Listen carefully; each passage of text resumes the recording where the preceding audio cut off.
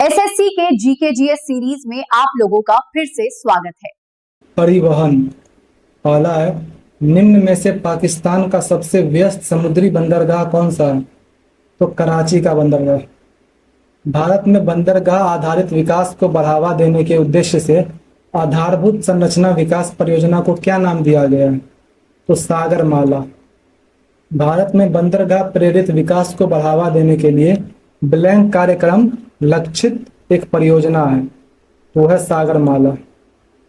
निम्न में से भारत का सबसे बड़ा कंटेनर पोर्ट कौन सा है?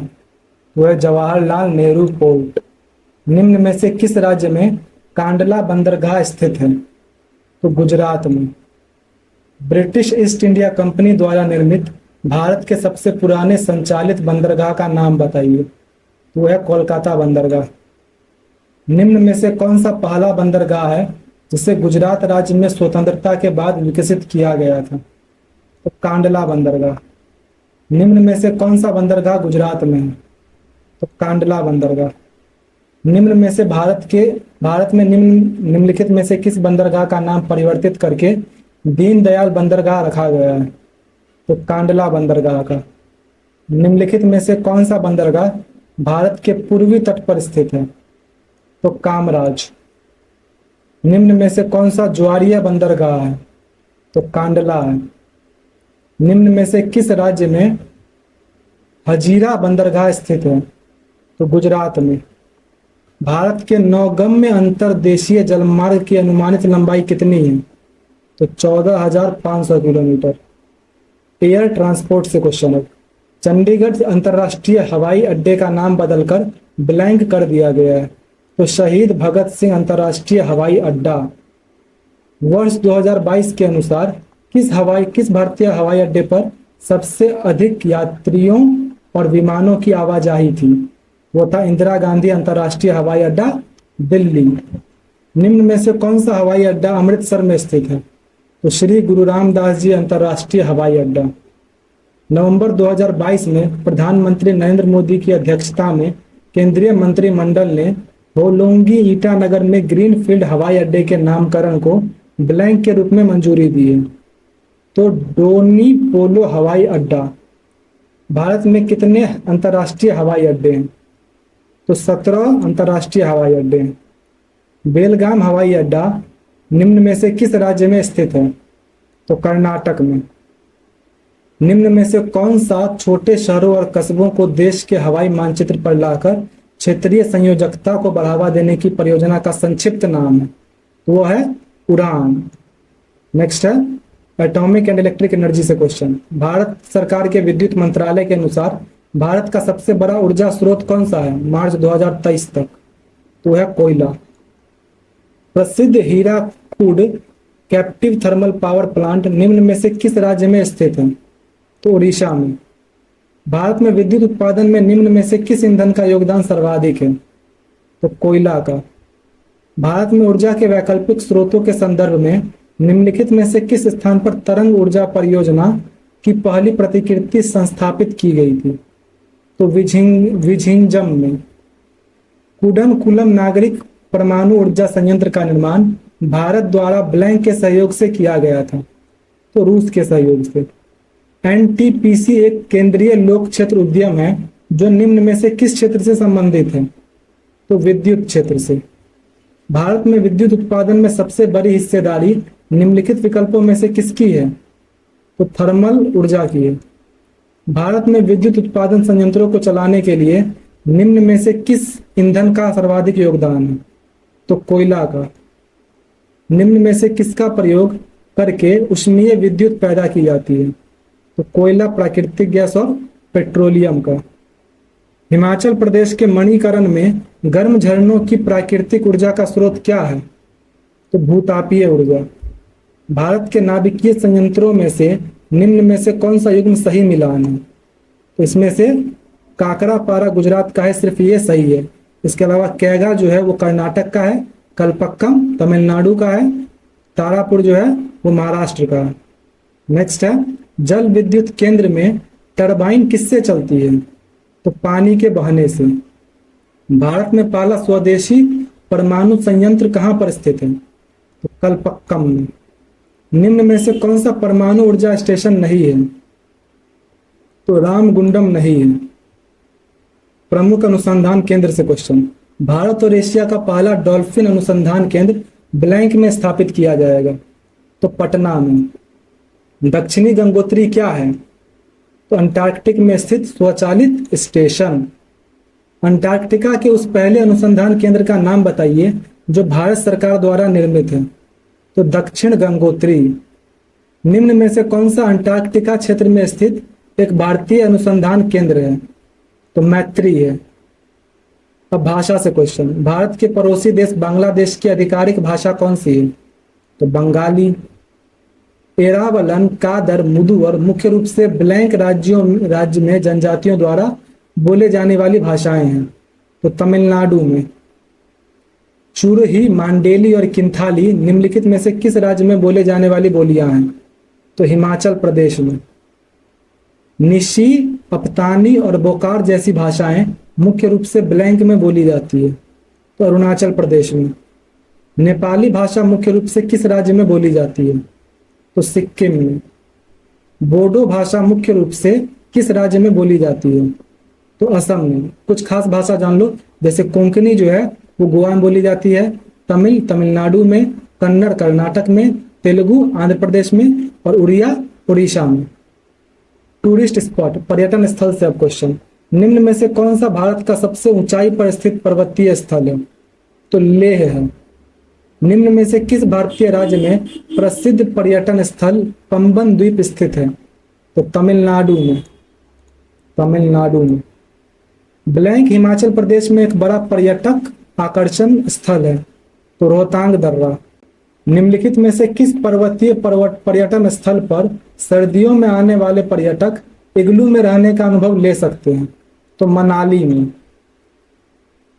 कलिम्पोंग हिल स्टेशन कहाँ स्थित है? तो पश्चिम बंगाल में। भारत में किस शहर को महलों का शहर के नाम से भी जाना जाता है? तो कोलकाता को। निम्न में से कौन विकल्प दक्षिण से उत्तर तक उनके स्थानों का सही क्रम प्रस्तुत करता है? इसमें तुम्हारा सबसे पहले आ जाएगा मुन्नार, सबसे पहले आएगा, उसके बाद आएगा कुर्ग, फिर आएगा माउंट आबू और फिर आ जाएगा डलहौजी, यानी एकदम सही क्रम में। तो PQRS। ब्लैंक को भारत के स्कॉटलैंड के रूप में भी जाना जाता है, तो कुर्ग को। दरिंगबारी हिल स्टेशन भारत के किस राज्य में स्थित है? उड़ीसा में। दरिंगबारी हिल स्टेशन कहाँ पर स्थित है? तो उड़ीसा में। भारत में स्थित एकमात्र निश्चित रूप से सक्रिय ज्वालामुखी बैरन द्वीप ज्वालामुखी अंडमान द्वीप में से लगभग 138 किलो, अंडमान द्वीप में ब्लैंक से, यहाँ पे बीच में ब्लैंक है, अंडमान द्वीप में ब्लैंक से लगभग 138 किलोमीटर उत्तर पूर्व में स्थित है। तो पोर्ट ब्लेयर से जो है 138 किलोमीटर उत्तर पूर्व में स्थित है। बारदोली छीरा का दूसरा नाम क्या है? तो काल बैसाखी। निम्न में से कौन सा पश्चिमी तटीय मैदान का हिस्सा नहीं है? तो कोरोमंडल तट। औसत समुद्र तल से 3000 मीटर की ऊंचाई पर हिमालय की पीर पंजाल श्रेणी में अति आधुनिक विशेषताओं वाली कौन सी सुरंग बनाई गई है? तो अटल सुरंग। काल बैसाखी ब्लैंक में शाम के समय आने वाला एक भयानक तूफान है, तो बंगाल और असम में। निम्नलिखित में से कौन सा पुराने कुओं के सूखने में योगदान देने वाला प्राथमिक कारक है? तो आसपास के इलाकों में काफी संख्या में बोरिंग पंप लगा दिए गए हैं। खासी पहाड़ियों के ब्लैंक में मासिन राम दुनिया में सबसे अधिक औसत वर्षा प्राप्त करता है, तो खासी पहाड़ियों के दक्षिणी भाग में। कौन सा जल निकाय उत्तर में अंडमान और दक्षिण में निकोबार को अलग करता है? तो 10 डिग्री चैनल।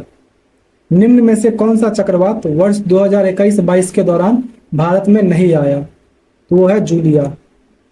नदियों और नहरों की कुल 31.2 हजार किलोमीटर की लंबाई, जो देश में नदियों और नहरों की कुल लंबाई का 17% है, के साथ कौन सा राज्य इस मामले में पहले स्थान पर है? तो उत्तर प्रदेश पहले स्थान पर है। पश्चिमी हिमालय में जल संचयन प्रणाली की पहचान करें, तो वो है गुल, मतलब गूल। दिन का न्यूनतम तापमान सामान्यतः ब्लैंक होता है, तो प्रातः काल में होता है। भारत के निम्नलिखित में से किस पड़ोसी देश में प्रसिद्ध कटास राज मंदिर परिसर है जिसमें कई धर्मों के मंदिर हैं? तो पाकिस्तान में है। निम्न में से कौन सी ब्रिटिश भारत में नील की खेती से संबंधित एक प्रणाली थी? तो निज थी। रामागुंडम ऊर्जा संयंत्र निम्न में से किसके निर्माण के लिए प्रसिद्ध है? तो तापीय ऊर्जा के लिए। 35 से 45 किलोमीटर की अनुमानित लंबाई और 22 से 25 की चौड़ाई वाला निम्नलिखित दोनों में से कौन सबसे बड़ा है? तो देहरादून सबसे बड़ा है। गुजरात के दक्षिणी भाग, पूर्वी तमिलनाडु, उड़ीसा, झारखंड, बिहार और पूर्वी मध्य प्रदेश को समाहित करने वाले पूर्वोत्तर प्रायद्वीप जैसे क्षेत्रों में ब्लैंक के बीच वर्षा होती है। तो 100 से 200 सेंटीमीटर के बीच वर्षा होती है। निम्न में से कौन सा खनिज पदार्थों और तट पर विशेष रूप से समुद्र तट में नहीं पाया जाता है? तो बॉक्साइट नहीं पाया जाता है। बधावन नामक स्थान पर एक प्रमुख बंदरगाह स्थापित करने के लिए केंद्र सरकार ने सैद्धांतिक स्वीकृति प्रदान की है। यह स्थान निम्न में से किस राज्य में स्थित है? तो महाराष्ट्र में स्थित है। निम्न में से कौन एशिया का सबसे बड़ा तारामंडल है? तो बिरला तारामंडल, कोलकाता। जुलाई 1968 में इंदिरा गांधी द्वारा भारत की कृषि में प्रभावशाली प्रगति को दर्ज करने के लिए आधिकारिक तौर पर एक डाक टिकट जारी किया गया। इसका शीर्षक निम्न में से क्या था? तो गेहूं की क्रांति। निम्न में से किस शहर में दुनिया का पहला CNG पोर्ट टर्मिनल विकसित किया जाएगा? तो भावनगर में। भारत के योजना आयोग द्वारा कितने कृषि जलवायु क्षेत्रों को अभिलक्षित किया गया है? तो 15। भारत की भौतिक विशिष्टताओं के संदर्भ में कयाल क्या होता है? तो पश्च जल। निम्न में से किस राज्य को मोलासेस बेसिन के नाम से भी जाना जाता है? तो मिजोरम को। भारत के पर्यटक स्थलों में निम्न में से कौन सा युग्म असंगत रूप से मेल खाता है? तो बद्रीनाथ, हिमाचल प्रदेश। ये जो है असंगत है। विश्व का सबसे ऊंचाई के संदर्भ में सैन्य अड्डा किस देश में है? तो भारत में है। भारत में। भारत का दैनिक मौसम मानचित्र कहाँ तैयार और छापा जाता है? तो पुणे में। निम्नलिखित शहरों को उत्तर से दक्षिण की दिशा के क्रम में लिखिए। तो सबसे पहले आ जाएगा भुवनेश्वर, फिर आ जाएगा हैदराबाद, फिर चेन्नई और लास्टली कोचीन। तो 1 3 2 4 ऑप्शन ए करेक्ट है। गुरु जल हैवी वाटर का निर्माण कहाँ होता है? तो ट्रॉम्बे में। नर्मदा जल विवाद प्राधिकरण का किन राज्यों के बीच जल के बंटवारे को सुलझाने के लिए गठन किया गया था? तो गुजरात, महाराष्ट्र, राजस्थान और मध्य प्रदेश के लिए। भारत में जैव और भौगोलिक क्षेत्र की संख्या कितनी है? तो 10 है। ITC लिमिटेड का मुख्यालय ब्लैंक में है, तो कोलकाता में है। भारत के सबसे छोटे जिले का नाम बताइए? तो माहे। गुवाहाटी शहर का ऐतिहासिक नाम क्या था? तो प्राग ज्योतिषपुर। जीवित जल सेतु भारत के किस राज्य में देखी जाने वाली एक दुर्लभ पारिस्थितिक दृश्य है? तो मेघालय में। निम्नलिखित में से किस उत्पाद को भारत में पहला भौगोलिक संकेत प्राप्त हुआ है? तो दार्जिलिंग चाय को। करतारपुर साहिब गलियारा भारत के गुरदासपुर में डेरा बाबा नानक तीर्थ को पाकिस्तान के करतारपुर गुरुद्वारे से जोड़ता है, जो कि ब्लैंक नदी के किनारे स्थित है। तो रावी नदी के किनारे स्थित है। निम्न में से कौन सा एक स्थलीय प्राकृतिक आपदा का उदाहरण है? तो भूस्खलन। निम्न में से कौन सा भारत का जुड़वा शहर नहीं है? तो त्रिशूर और तिरुवल्ला जो है वो नहीं है। निम्नलिखित मठों में से कौन सा मठ सिक्किम में स्थित है? तो रूमटेक। इसके अलावा की जो है वो हिमाचल प्रदेश में है, हेमिस लद्दाख में है और ताबो हिमाचल प्रदेश में है। भारत के कच्छ का रण किस लिए प्रसिद्ध है? तो ज्वारीय मिट्टी के मैदान के लिए। इस तरह भूगोल का तुम्हारा पूरा समाप्त हुआ। आपका जो भी स्कोर हुआ कमेंट कर दीजिए। मिलते हैं नेक्स्ट वीडियो में।